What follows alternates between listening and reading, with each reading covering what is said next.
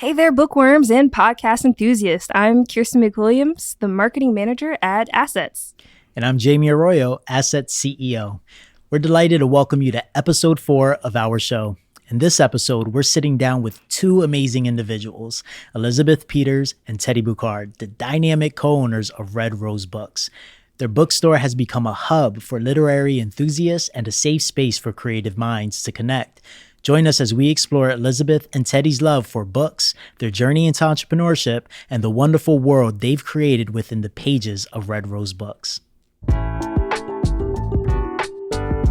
want to kick it off with your favorite question? Oh, yes. Well, welcome to the Built by Us podcast. Thank you for joining us today. So kicking us off, would you guys mind introducing yourselves and then telling us your superhero origin story? Oh, wow. Yes. Yeah. Hi, my name is Ted Boucard. I'm Elizabeth Peters. And we are here as Red Rose Books and ourselves. Do you want to start? Our superhero origin story, like how the store got started or like how our... We want to know how you became Batman from Bruce Wayne. What started this journey for you in entrepreneurship and what got you to this point? For sure. So I think, well, I'll set the mood. So it was March 2020. COVID was just starting to get talked about, and the Black Lives Matter movement was really picking up. Yeah. There was a lot of people talking about it, and organizations were banding together. And there was a day where there was going to be the first march in Lancaster, and I think it was a Saturday, so I must have had the day off. And Teddy was working at his job at the time. And I called him. I was like, it's really great out here. You'll really love the energy. And he was like, I have to get out of this. So he was like, I'm leaving today. And he got in his car and he drove over, and we were walking around with the march. And we got to a point where it was a couple hours in, and we're like, let's take a detour past Prince Street, get some water. And the store that we have now, the store was owned by Mr. Tom Blazek. Yeah, and Tom Blazek, to give a little background, was my disciplinarian and history teacher back in high school. No way. So we stayed in touch for a good bit afterwards. Yeah. And so he had the shop in E-Town, which I also grew up in. And we had seen he had a closing sale sign. So we went in just to check in, see what's going on. We assumed because of the pandemic. And he was like, yeah, because of the pandemic, I'm going to close down a little bit early. I'm going to retire in a few years. Might as well cut my losses. Yeah. And then he reached to my ear normally and was like, hey, if you know anybody, let me know, because we're looking to sell the place or someone take over the spot and turn it what they want to. Yeah. Giving a little bit more background, Liz and I had always talked about in the future, maybe we should open a bookstore, because she's always wanted a bookstore. I've always wanted my hand in business, no matter what that would be, but we didn't know what it was going to be. And once he said that, I was kind of like, who can I hit up to think about that, to do something? And I called Liz. I think you walked out of the store. Oh yeah, walked out. I was like, hey, would you want to open up a bookstore? And right away, not even 15 minutes, she was like, yeah, let's do it. Yeah. And then, mind you, this was during the time where you were not supposed to be open. So not to put them out there or anything like that, but you weren't supposed to be open. And so we had 5 weeks to kind of get ready. And he kind of stayed on there. I was like, hey, you guys can definitely do this. Let's make it happen. Yeah. And 5 weeks later, yeah. And that 5 weeks was the time that Governor Tom Wolf was like, businesses can reopen on this date. And we're like, might as well make that our opening day. Yeah, wow. Yeah. That's awesome. So was it a bookstore prior to then, or prior to you guys joining, or vintage antique store? Yeah. So it started off with notebooks, but then over time he started bringing more rare books. He was a bit of a collector. Okay. And so he had about, 3,000 books at one point. But that wasn't his main. It was just old antique things. And so we were able to kind of run off of and take over the inventory as well. Gotcha. So yeah. Great. That's so cool. Then. And the spot we're in also used to be the old Carmen and David. Is that what it is? Yeah. Space. Very too. Cool. Yeah. Yeah. So do you guys still stay in contact with him? I'm sure he has a lot of prior knowledge of just being an entrepreneur and business owner. Do you guys still stay in contact? And whenever you have questions or run into challenges, is he someone you could lean on? Yes, definitely. Yeah. We were actually just at his house last week. Oh, look at that. Yeah. So fun thing with the bookstores, we also, we're not just a bookstore, we also have Peruvian items. And so his wife is Peru. And so what they do for us is they're kind of our connect, where they go down to Peru and bring Peruvian products for us to sell at the store. Oh, nice. So we see them very often. Yeah. Yeah. And beyond books, you also do art pieces as well. I've noticed that you guys do that as well. What's been the motivation behind that? Yeah. So when I've always had this idea of a bookstore and creating a community hub where everyone can connect and where people like can bring their like friends from down the street and be like, hey, look, like I'm in this store. Like, oh, look, like I can be a part of this. And it's not like such like an intangible thing to just be like in a concrete store. It's like really different to like sell your stuff online, but as opposed to like see it in person and like you can bring your friends and you can tell people like go here. So I always wanted to have that included in my business model of creating a space for local community members to be a part of it. Yeah. And so that includes the local artists and the local authors. Yeah, that's Very awesome. cool. Yeah, I just saw you guys had like an event where was it another author that came in? You guys had an event with that recently? We had a so she is an author and she owns a publishing company. Okay. And so she just started this new model of like the traveling publisher where she would go to different bookstores. Like she's staying in Pennsylvania right now, but she wants to like expand. And she wants to go to these different bookstores and offer free 30-minute sessions to anyone who wanted to publish a book. And like this could be anyone who just like is like, I have an idea in my head. How do I put it on paper? Yeah. Or someone's like, I have the book on Word, but like, how do I like get it out to like a bookstore like this? And like she offered these 30-minute sessions for anyone who wanted to sign up and just like talk through it. Yeah, that's Yeah, it was amazing. awesome. And what's her name again? Her name is Jennifer Bright with Bright Communications. Gotcha. Yeah, we wanted to make sure we get that plug because I even have a friend now that's trying to work on publishing a book, working on a book. And I'm sure people who are doing it on by themselves are trying to figure out, okay, what's the process? What are the hoops that I have to jump through to even get these books out into people who want to read these books? So that's awesome that you guys are collaborating with an author like that who provide those services and can help people out with that insight and knowledge. Yeah, absolutely. Yeah. So there's something about entrepreneurs that I feel have courage just in their DNA. So you guys mentioned that you started the business right as COVID was, taking off and the pandemic was beginning. And there's just something, as you always hear about successful businesses over time, they always seem to start around like these crisis moments, right? And it's something about facing adversity, I think that, I don't know, sparks something in entrepreneurs. But what were some of the challenges that you guys faced either early on throughout your business journey that you had to overcome to get it to this point? Yeah, I would say the entire first 5 weeks, like we said before, we had no prior knowledge, no experience whatsoever. And so I know there was a time where I think Liz had to go away for a little bit and we had to like get our bank statements all taken care of and we had none of that. And so we were thinking about opening without all that done. And thankfully going back to Tom, he was like, you need to get to the PNC and get down there and like set up something up. And so that was a big challenge just to know like I was running solo for a little bit there and being able to like make it happen with a soft opening. But then the next week Liz was able to come back and we were able to get everything all taken care of. But I just know that was a very stressful time. Just like, are we going to be able to get all this taken care of before we open? Because I think it was very much, Tom was saying, you should have your banks before you open. Don't do anything with money related without it all set up. So. Yeah. And speaking of challenges, what are some of the things that, or challenges you face owning a brick and mortar? A lot of entrepreneurs are trying to figure out whether they want to do the e-commerce route or have an actual brick and mortar. What are some of the things that you guys face that you didn't even think about having to deal with a brick and mortar that other entrepreneurs should just be aware about? So, some things for us is this might sound obvious, but like taking care of the snow out front. Compared, like we didn't realize. Yeah. I remember what? I don't have a shovel. Exactly. You get that out there early. Yeah. Like the first snowstorm we had, thankfully, shout out to Princey Cafe. They took care of it for us. But then from there on, we were like, okay, we got to take care of this in the morning. So that was something new to us. What else? I mean, I think taking feedback right in person, that's a big thing. You know what I mean? People are going to say what they feel like right in front of you and being able to, whether it's good or bad, being able to take it and move forward from it. Yeah, definitely. So, yeah. Also, the slips and falls get scary. You can't fall on the internet, but like in person, like we have stairs and people will like slip and I'm like, oh my gosh, what am I witnessing? Don't stumble. Yeah, right. Yeah. So kind of a random question, but why books? What was it about a bookstore that you guys, why was that the business that you guys wanted to venture? Typically with entrepreneurs these days, especially around our generation, it's just, I want to start an app. What was it about a bookstore that you guys wanted to, why you wanted to open that up? For me, books have always been very special.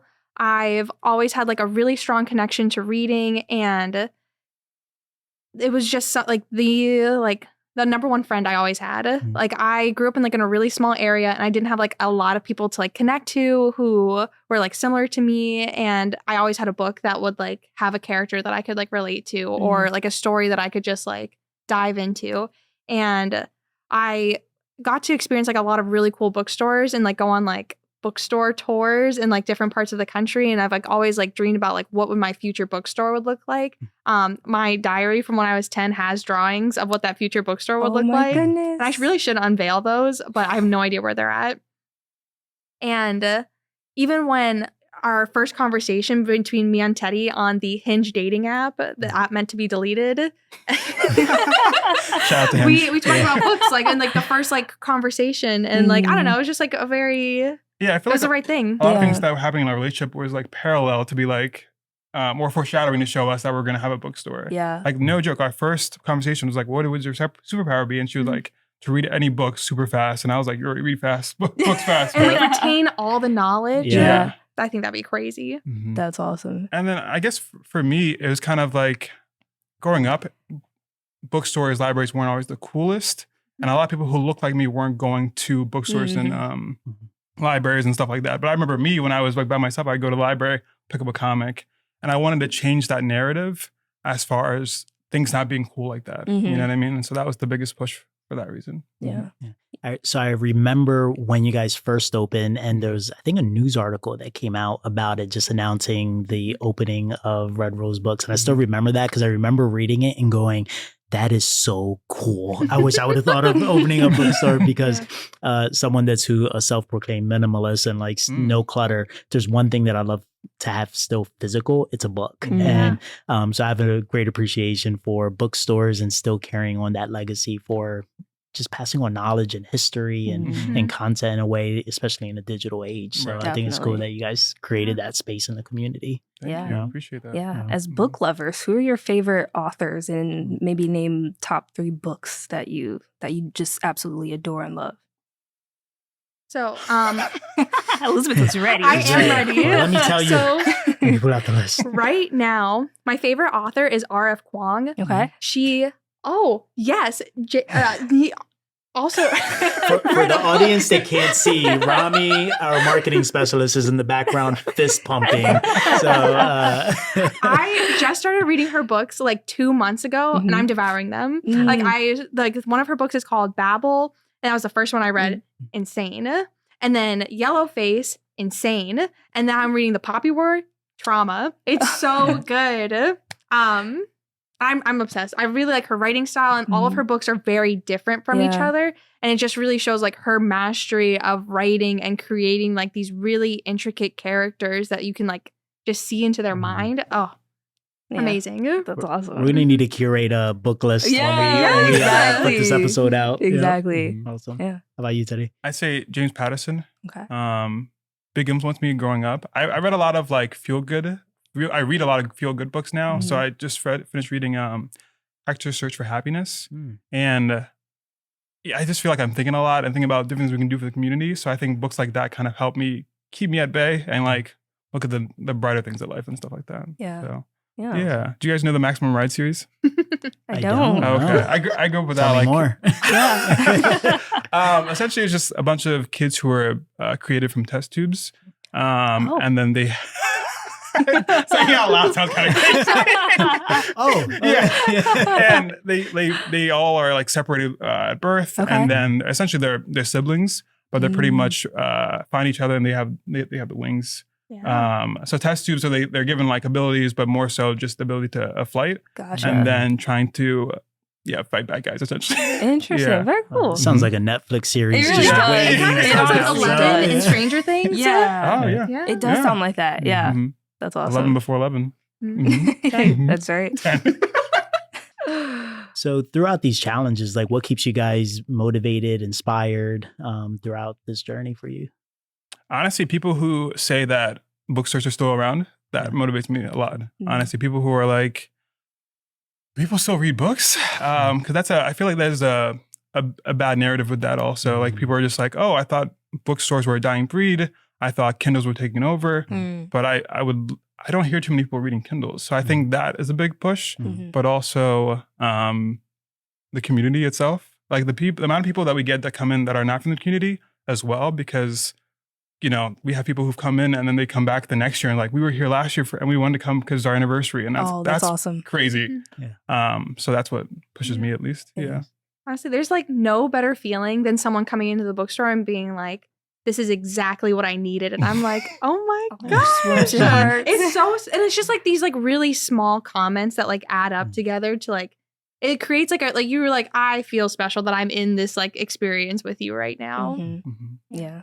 That's beautiful. Aw. That's really cool that you guys could be like a memory, like a heartwarming memory in someone else's lives, Yes. Yeah. You're touching people's lives, and sometimes people are like, it's my birthday and I came here, and I'm like, oh my goodness, that's so exciting. That is so special. That's really cool. That's really cool. Yeah.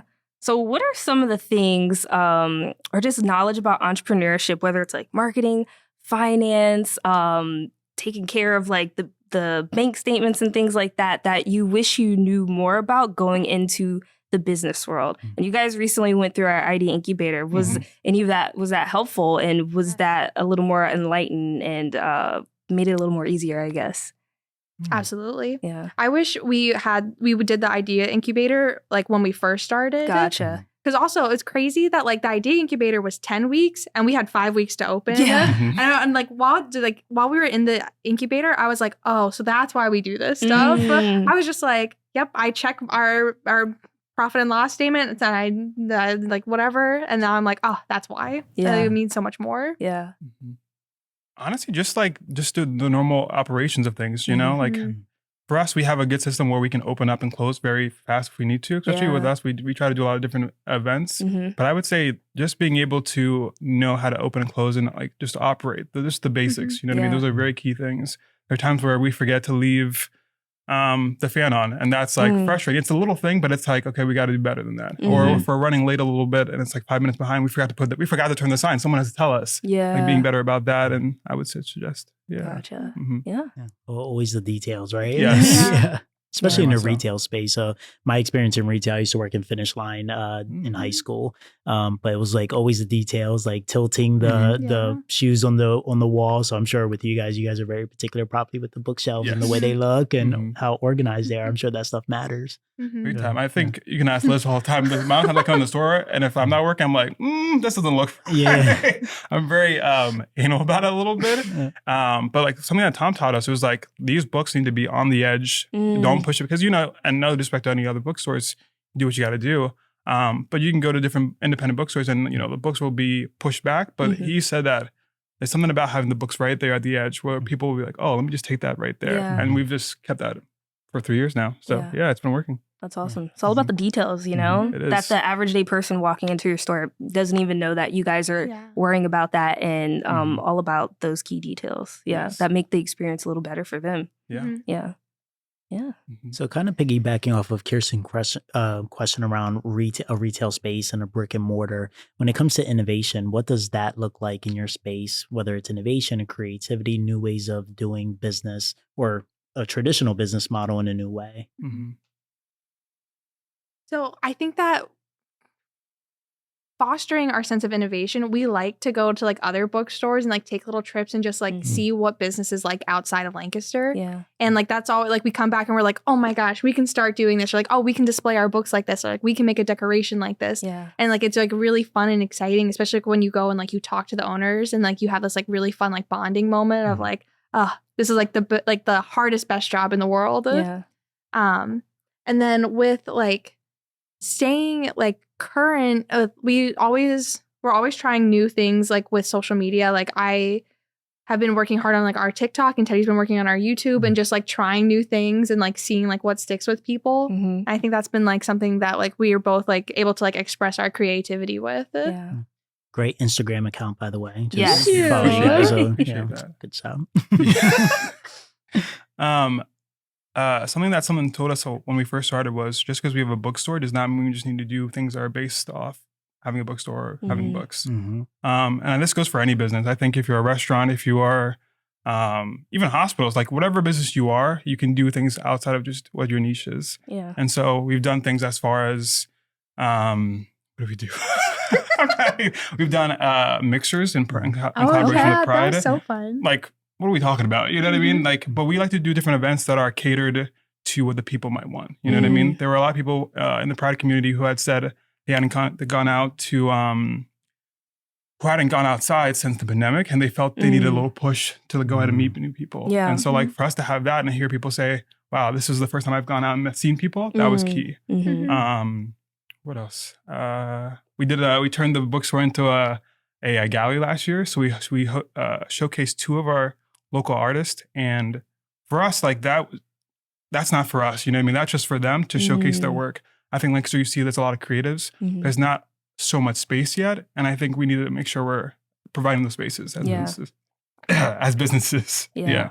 And that's something I've noticed about your business model is that I've heard Crystal Weaver say this about Prince Street Cafe, where they do more than just sell coffee and food. They're building community. They're all about a community space and fostering that type of community. And I think you guys do that as well. It's beyond just books, right? It's like the concerts that I've seen you guys also stream there. Yeah, thank you. There you go. Whether it's like selling local art from local artists, like different things like that, it helps foster community beyond what the, maybe the first what surface level item is, right? So I appreciate that. And also, so there are times where we have like back-to-back events, and then we stop. People are like, "Hey, what are you doing next?" And that helps us keep pushing a little bit. Yeah, that's true. So yeah, that's awesome. That there's a need and people are looking for that in the community. That's cool. Yeah. This episode is built by Cargis Systems. Cargis is an employee-owned software company offering business software implementation, support, and customization since 1988. Driven by its purpose of shared success, Cargis gives back to the Lancaster community through STEM initiatives, art programs, event sponsorships, and more. Visit Cargis.com to see what makes Cargis a reliable software partner and one of PA's best places to work. Yeah, so I'm curious, we have you 2 here. Is there like another team that helps you help run the bookstore that we may not know that are behind the scenes and help you with your business? Yes, we have a lot of friends and family who support us. Right now, one of our friends is at the store. We gave her like the rundown today, and she's feeling super confident. And then another member of our team, who I'd say is our 3rd member, is that would be Andrew Boucard. Yeah, Andrew Boucard, my brother. So we recently started, like I was saying, we're doing more on our content-wise. So we recently started a YouTube channel. Okay. And we brought my brother on as our 3rd member to kind of do the editing, do like the directing. And so we're doing more so YouTube videos, shorts, stuff like that. And I would say he's been a very strong piece. It's been a couple months and he's doing great. That's awesome. Yeah. Good. Yeah, to have that team to lean back on. Yeah. Yes. Yeah. I would say Tom and Maria are a huge part of our team as well. Yes. Yeah. They're our runners to Peru. So that's a big part. That's huge. Yeah. That's really huge. That's awesome. Yeah. So I'm curious, are there other entrepreneurs that you guys have looked to as far as role models? You talk about some of the mentors that help you get into this space, but as you go, how do you look for new inspiration, new role models, mentors in this space for your business journey? I would say for both of us, what we look as not per se the business or the what they're doing, it's more so the person. Whenever we have I'm going to bring it all together here, but when we have like someone coming into the store, if they want to be a local author, we don't want to ever do a phone call. We want to have that face-to-face. We want to know what you're about, and we want you to see what we're about. Yeah. And so, like, for example, Crystal Weaver would be a big mentor. Like when we first came in, she was right away from the second. She was like, "Hey, we are your neighbors. Let us know what you need." And like for me, like I wanted to make sure I sit down with her to see what she's what she's really about, but other people too, and just seeing if you're genuine in what you're doing, that's the biggest key. I know the rest will follow. So, yeah. For me, we met Timbrell over at Caddy at a fig mixer, and just like from like our first like couple conversations, and like she's just been such a role model for me as just like a woman of color in business, and she's such a strong character and runs her business so ethically and sustainably, and like you can tell that like her business is her heart, and like I really look up to her. Yeah. That's awesome. I'd also say Ryan and Rebecca from Fox Stock are a huge inspiration to us as far as couples running a business. Yeah. yeah, what is that dynamic Yeah. like? You know, some people say don't mix family and business. Like, Yeah. what's it like being a couple? And I don't know, you guys are probably in each other's spaces a lot during the day, and you're running a store together. What is that like? And is there any advice to other couple entrepreneurs that are out there too? I think what helps is that we are best friends at the very end of the day. Mhm. And I think that we each know what the other person's talents are. So like for the most part, we're like, this is your lane and I know you do it well. But like, how can like, well, we ask each other for help like all the time. Like, oh, what do you think of this post? Like, oh, is this caption like corny? Mhm. Or like, that's me. I'm always Teddy's like, yeah, sometimes it is. Right? We gotta get that one out. and just be like, we know like how we can support each other, Right. and like in all aspects. But like, we don't spend every single day, every minute together. We limit that to like Wednesdays are like our big like we're gonna spend the whole day together, Mhm. work out like everything for the bookstore. Unless then we we have have- events. Yeah, Mhm. that's true. Yeah. Events, we really try to keep that. Not to cut you off. We that's really try to good. keep that like us together. We want to make sure we're both being there and experiencing all that together. Yeah.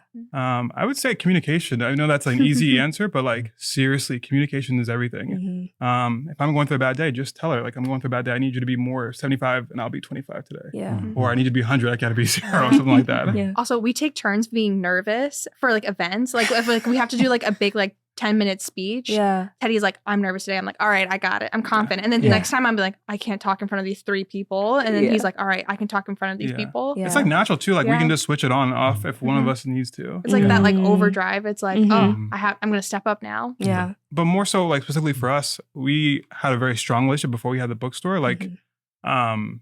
I mean, we did a lot of things pretty fast. Like we moved in within 8 months together. We got a dog right afterwards. We opened up the bookstore and with only a year being together. So it's like, Wow. Of We went- knowing each other, of knowing each existed other. on this Yeah. world. Just jump in the deep end. Let's go. for sure. But like, and Liz knows this, like I was I had a hard time with committing to certain things. Mhm. And I think the whole thing is like, once you know, like you really can feel that difference. And so she was just on the same level as me. So it was just pretty easy to just keep going. But communication nonstop. Just be honest with each other. Yeah. Love that. It's good. Yeah. That's awesome. Yeah, it sounds like you guys it's like a house. Like you need to have a good Yes. foundation Yes. to have a good structure. Yes. And it sounds like you have a good foundation with your business, with your relationship, and that Mhm. all ties in together. So that's awesome. Yeah. Yeah. Mm-hmm. So we asked about folks that inspire you, but I'm sure there's other aspiring entrepreneurs that are looking up to you guys and saying, wow, they're really doing it. What is some advice that you would give to an up and coming entrepreneur wanting to start their business? Look inwards and then definitely look outwards. Mm. More so, we've met a lot of people who say, I want to open up a bookstore, but it's going to be a pipe dream. I'll wait till like I'm older. And it's like, no, like do the research, find a good place. And if you really believe in it, I genuinely believe it. You can do it. Mhm. But also look at wherever you decide to do your business, look where that business is, see what the community wants. I'm not saying to cater to that, but be aware of that. Don't just be stubborn and like, no, I want to do it this way. If something else is doing well, like go with that. Yeah. Yeah. Lean into it. I would say just try anything. Like if there's something that like you have in your heart and like you're gonna like regret not doing it, like you have to just try it. Like you can like either be like, oh, I'll do it in 5 years and like see what happens, or you can in 5 years from now you can be like, oh yeah, I've been in business for 5 years and I'm like this successful because of that. Mhm. And like anytime like there's a risk, I'm like even if you can like try to test drive the risk and like Mhm. feel better about it, just try it. Just Yeah. try anything. Yeah. Also, don't think you're going to fail. Honestly, don't think you're going to fail, but be real with yourself. You know, Mhm. I'm not saying just be like, oh, we got this no matter what, but I'm Yeah. saying like, we don't let like doubt creep in on us, no matter, let's say there's a slow season, don't let any doubt creep on you, just keep pushing, you're going to make it through, have that confidence, have that mindset for sure. Yeah. Mhm. Elizabeth, you just mentioned risk. Opening a business in itself is risky, but is there any other risk or like huge milestone that you achieved over the course of your business journey that you were like, this was really risky, but we did it and we're super proud of ourselves? What's something like that has happened since you've been open? So we are primarily like our brick and mortar is a used bookstore, and we had this happen where a couple of people were asking like, hey, like we want to order like bulk number of new books. And we were like, we don't even know where to start. Mhm. But we figured it out. We tried it, and like we've gotten to the point where now we're vendors for the Lancaster General Hospital, for the school district of Lancaster, and we're able to fulfill orders of like 1,000 books. Literally 1,000 books. That's amazing. And like our whole house is covered in like cardboard and like packaging materials. So much so that our neighbors would be like, "Hey, you got some stuff on your door." Yeah. Like, it was really bad. And Yeah. it was like that, like those scenes where you open up the door and it's just boxes covered. It was crazy. But also cool at the same time when you look at, and you think about it. Yeah. It is cool. It's like, and at first I was like, oh my gosh, how is this even gonna like work? Like, we don't know how to like, where do you get new books from? Like, and like we figured it out, and they're like, oh my gosh, this is like hot off the presses. And like we're able to like be that like point of business for these like organizations that like we really like these organizations that are like a huge part of our community. And shout out to the UPS delivery person for Yes. carrying those boxes. Trooper, real trooper. Also, shout out to BR Books that recently just closed down. If it wasn't for them, we wouldn't have known about the process of being able to sell new books. So I'm very thankful for Gina and her just telling us how to go about that. So big shout out. That's awesome. Very cool. So I'm someone, admittedly, when I'm like have a really good joke, I'm like very, very proud of it. I like to tell everyone that I'm proud of it. I'm like, wait, you didn't get it? Yeah. So for you guys, when you created Red Rose Books, who was the one that created the name and had READ, Red Rose for the Lancaster? Get it? Yeah. So I thought it was genius, right? So whose idea was it? And then based on whose idea was it, did you like brag like, wait, this is a really good name? So whose idea was it? What do you think it was? Spicy. Yeah. I think it's the book lover that like is very passionate about it. Was it yours? Yes, it was me. Awesome. I came up with so many bad names. No. That I came up with a lot of bad names. They weren't bad. Teddy's saying what he's supposed to say. He's just like, no, of course not. Business partner them all. and partner. Yeah. I came up with so many names that we did not use that when we got to this one, I was like, I don't even know what a good name looks like. Yeah, I think you weren't that confident at first. No, I was not confident. Yeah. There was one of the ones that I really liked that I was like crushed was the Lancaster Lit Shop. And I was like, it's like cool and trendy, and like everyone's like, no, people are gonna think you're selling like something else. Facts. Yes. Probably. Yeah, you can always. Well, never mind. Well, yeah, Red Rose Books. I saw the name. I was like, damn, that's good. Yeah. And not knowing this beforehand, what's cool now is people who just seeing the store or tourists, they'll see it and they're like with their families like, read Rose Books. No, I think it's Red Rose Books. And they're having a whole debate outside. They're like, come inside. We'll talk to you about it. Yeah, come outside. There's actually this really cool interview with Hosier when he was like very like early on, like right after he put out Take Me to Church. He was in this interview and someone was like, how do you say your name? Is it Hosier? Is it Hosier? And he was like, I really don't care as long as people are saying my name. Oh, wow. And I thought about that so many times since we've had Red Rose Books. So people were like, is it Read or Red? I'm like, it really, it's like, you're saying it to like, that's all that matters. So it's like, it's also great for the SEO. That's true. Yeah. It's kind of like the ending of a book or like a song, and people are like, is this what they meant by this ending? Or is this what this song is about? And they're like, leave it up to the consumer. Yeah. And it just sparks these conversations and it pulls them in more. So that's cool that you figured that out. Yeah. Do you mind if I ask you guys a question? Absolutely. Sure. Yeah. Love it. What is your hope to get out of this? Yeah, tell stories of entrepreneurs that are here in Lancaster County. Recently, earlier in our conversation, I was talking about how we really want to share the entrepreneur and their stories from their own voices. So that's what I'm really looking to get out of this. Yeah. Yeah, for me, I'm someone who's been very inspired by entrepreneurship for over a decade now. And one thing that I don't think we hear enough of are the stories behind the entrepreneurs. So when I came back to Assets as the CEO, one of the conversations we've had at Assets was, do we help entrepreneurs or do we help small businesses? And it sparked this whole conversation, and we landed on we help entrepreneurs because we help the human behind the business. And if we focus our programming and services on the human aspect of it, they can fail a million different businesses or not. They can go and work for someone, but if we focus on the human behind it, Mhm. they will be better off and be able to provide value to the community and vice versa. So when I think about this podcast, I want to figure out how do we share these stories for entrepreneurs that don't normally get to tell their stories of starting a business.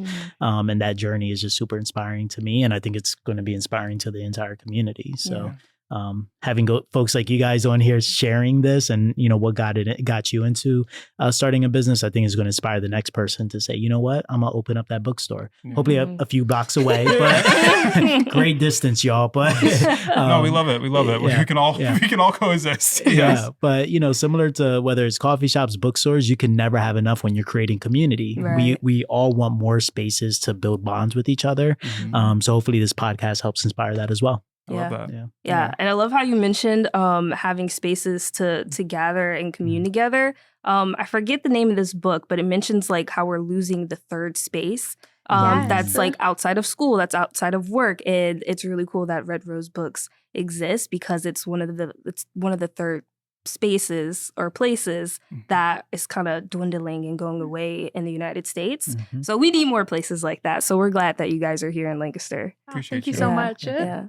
And speaking of spaces, September 12th at Southern Market, which is another great space for folks to convene. We're actually celebrating our Assets at 30 event, which we hope to celebrate 30 years of assets in existence. So it's celebrating entrepreneurs like you guys that have really built the Lancaster community. So the name Built by Us is really paying homage to the entrepreneurs that have built the community that we get to experience today. So we'll be celebrating that on Tuesday, September 12th. Yeah, that's right. I love that. Awesome. Yeah. It's exciting. Yeah. What are some things that are coming down the pipeline that you guys would like to promote or that you guys are looking forward to, whether it's in the next couple weeks, months, or the year? Yes, we're going to be providing books again for the school district in Lancaster for the preschools, I believe, once again, which we did last year when we did like a book fair. So we're doing a second one this next year. Awesome. A couple more things. We're going to be doing another art gallery at the store. We're going to be doing like I said before, I was telling you guys, we recently started our YouTube channel. So we're hoping to get a little bigger with that. Basis of that is to kind of people who want to open up a bookstore or are looking to open up a small business, we can give them kind of our experience, like how-tos about like what we've gone through and what they can do for themselves as well. So just, you know, it's on a different level, and a little bit more intimate level too. Yeah. Love that. Do you guys want to share your YouTube handles and TikTok handles? I know you guys are building that audience, so feel free to throw it out there for the folks. Yep. So TikTok is at READ Rose Books, and that's spelled the normal way. And then the YouTube is Red Rose TV. Red READ. I can't find it. READ. That's the pun. Yes. Nice. Yeah. Awesome. Awesome. So some quick hitter questions that favorite place to eat in Lancaster City. Oh, yeah, that's dangerous. You could name a couple. Oh, good. The first one that came to my head was Frisco's Chicken. Those are the best Brussels sprouts in the town and the whole, actually, all of the U.S. They're so good. Hands down, we're doubling. They're so good. I'd say Cafe Onion. Okay. Yeah. Big fan. Also, shout out to Decades. Yeah. I really like Decades a lot. Me too. Cilantro. Yeah. Oh, I love cilantro. Man, I'm hungry. All the foods. Top 3 artists, and that could be music or any type of artist. Drake. Ed Sheeran. Shout out to Ed. Michael Jackson. You can pick authors. How about that? Authors. Did he steal your artist? Brockhampton. No, I'm really bad on the spot, I'll be honest. But yeah, Brockhampton is one of my favorite like musical like groups. I do love Super Duper Kyle. Okay. He's so I love everything. I've been to his concerts like 3 times. And earlier I said R.F. Kuang from one of my authors, but I'll also say Cassandra Clare. I've been reading her book since I was in middle school. I love her so much. And she, the same series is still going on. I'm at book 22 and there's 3 more that are coming out. Oh, that's awesome. It's crazy. That's awesome. Yes, all on ourselves. Yes. Top 3 TV shows. Fresh Prince of Bel-Air, Friends. That's tough. It's probably gonna be up between You, the show. Okay. Started off as a book. Yeah. Hey. Talk about it. I'll leave it at that. Yeah, those three. Okay. Cool. I'm gonna say my number one is Yu Yu Hakusho. Okay. It's an anime from the 90s, and it's the best show in the whole world. I'm also gonna say Sailor Moon and Scooby Doo. Where Are You? Okay. Love it. Love it. Nice. Cool. All right, last one. Top 3 movies. We're gonna. Oh. Are you Dark ready? Knight. Dark Knight number 1. 500 Days of Summer. I didn't see that coming. No. That's tough. Yeah, come back to me. Come back to me. Like a special feature. Yeah.